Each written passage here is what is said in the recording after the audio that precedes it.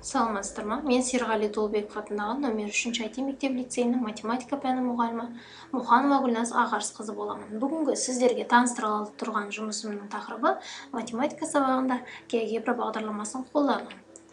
Алдымен геогебра бағдарламасының негізгі ерекшеліктеріне тоқталайық. Геогебра бағдарламасы арқылы геометриялық және стереометриялық сызбаларды құруға және оларды анимациялауға болады. 2 өлшемді және 3 өлшемді формадағы функциялардың графигін тұрғызуға және браузер және ұялы телефон арқылы қолдануымызға болады. Және осы сызбаларды ARG-ге көшіріп көрсетуімізге болады. Геогебра бағдарламасының қолданудағы тиімділігі біз теориялық материал бойынша алынған білімді тереңдете аламыз, функционал сауаттылықты арттыра аламыз және уақытты тиімді қолдана алатын боламыз. Геогебра бағдарламасын браузер арқылы қолдансақ болады. Ол үшін Google Chrome'да ашып, геогебра онлайн деп жазамыз да, ең бірінші тұрған графический калькуляторды басамыз. Жұмыс беті ашылады. Мұны алгебралық бөліміміз, ал екінші тұрған бізде геометриялық бөлім. Алдымен бірінші мысалды қарастырайық. Мысалға f от x тең x синус x қосылған косинус 2x функциясының 0 мен π аралығында ең үлкен және ең кіші мәндерін табуымыз қажет. Ол үшін геогебраны ашамыз, графический калькуляторды. Мұнда функцияны енгіземіз. Y тең 2 синус x қосылған косинус 2x.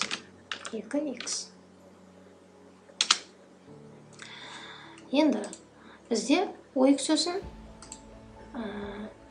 өзгертеміз. OX сөзінің өлшем бірлігін π арқылы инпуттан π-ді таңдап, аралығын өлшемін бірлігін өзгертетін боламыз. 0 мен π-дің аралығына мән берсек, 0 мен π-дің аралығы бізде ең кіші мәні 1-ге тең екен, мына ең кіші график бойынша, ал ең үлкен мәні, яғни 1 мен 2-ның дәл ортасында тұр, 1,5-ге тең. Яғни осы 0 мен π-дің аралығында мына функцияның ең кіші мәні 1-ге тең, ал ең үлкен мәні 1,5-ге тең екен, бірден байқауымызға болады. Екінші мысалға кеп тоқталайық. Мысалға y тең ax минус m-ның квадраты қосылған n түрінде берілген квадратты функциясының графигін салуды қарастырайық. Тазалаймын delete арқылы. Мысалға y тең a көтілген x минус m-ның квадраты қосылған n. Енді бізде бұл парабола болғаннан кейін, мұнда біз неге өзгертеміз? Сантиметрге өзгертетін боламыз. Енді параболаны біз түсіндірген кезде, оқушыларға мысалға, параболаның мәні бізде 0-ден үлкен болса, параболаның тармағы жоғарыға қарайтынын көруімізге болады. Теріс мән болса, 0-ден кіші болса, параболаның тармағы төменге қарайтын оқушыларға осылай жылдам түрде көрсетуімізге болады. Мысалға, m арқылы біз неше мәнге солға қарай жылжитын, неше бірлікке солға қарай жылжитын. Мысалға, минус 5 болып тұр. Минус 5-ке қарай, яғни 5 қадам солға қарай жылжыды. Мысалға, қарасақ, 4 қадам оңға қарай жылжыды. Y группасынан 4 қадам оңға қарай жылжыды. N арқылы біз жоғарыға немесе төменге қарай неше бірлік жылжитынын көрсетуімізге болады. N тең 1 деп тұр. Мысалға, бізде OX сөзінен ол 1 қадам, яғни 1 бірлік жоғарыға көрсетіп тұр. Мына 5-ті көрсетсек, мысалға 5 бірлік OX сөзінен жоғарыға, ал төменге қарай, мысалға n-5 болса, 5 бірлік OX сөзінен төменге қарай жылжитын осылайша көрсетуімізге болады. Және параболаның біз мысалға графиктердің түсін өзгертуімізге болады. Кала арқылы графиктің былайша түсін өзгертуімізге болады, былайда көрсетуімізге болады.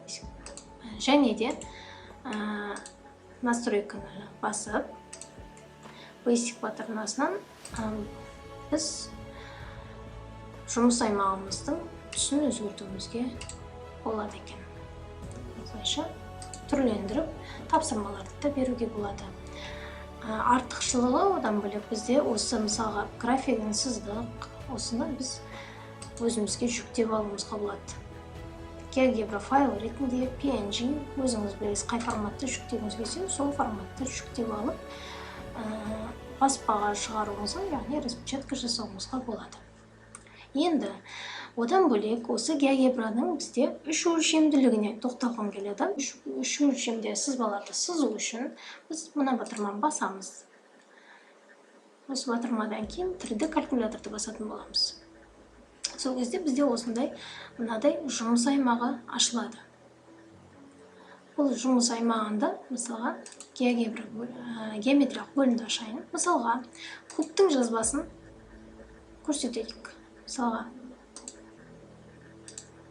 екі нүкте арқылы біз кубты сыздық. Осы кубтың мысалы жазбасын сызу үшін нетті басамыз және кубтың үстінен басамыз. Сол кезде біз кубтың жазбасын көрсетуімізге болады. Немесе басқа да фигуралы мысалға пирамиданы қарайық. Және биіктігін таңдаған пирамида. Осы пирамиданың жазбасын көрсетейік. Осы жазбаны біз одан кейін алгебралық бөліміне көшеміз да слайдер арқылы анимациялық жазбаның анимациялық түрін көрсетуімізге болады. Бізде мұндағы артықшылығына тоқталғым келгені, біз осы GeoGebrаны браузерде қолданып арқылы осыны ары қарай мобильді қосымша арқылы мобильді қосымша өздеріңізге жазып алуыңызға болады. Google Play Market'тен немесе App Store'дан 3D калькулятор дегенді жазып аласыздар. Сол жерден біз AR-ге көшіруімізге болады. Мысалға, ол үшін мен мысалға пирамиданы сыздым және осыны AR-ді таңдаймын. Мұнда мен аймақ таңдасам болады. Мына пирамидам сызылып тұр. Және осы жерден мен развертканы таңдаймын, үстінен сызам, үстінен басамын. Және слайдер арқылы оқушыларға осылайша қызықты етіп көрсетсем болады жазбаның анимациялық көрінісін. Бұны үлкейтуге болады, кішірейтуге болады.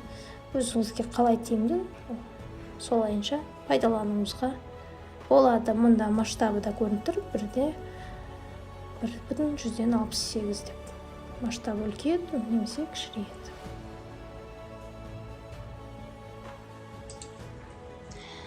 Назар қойып тыңдағандарыңызға рахмет.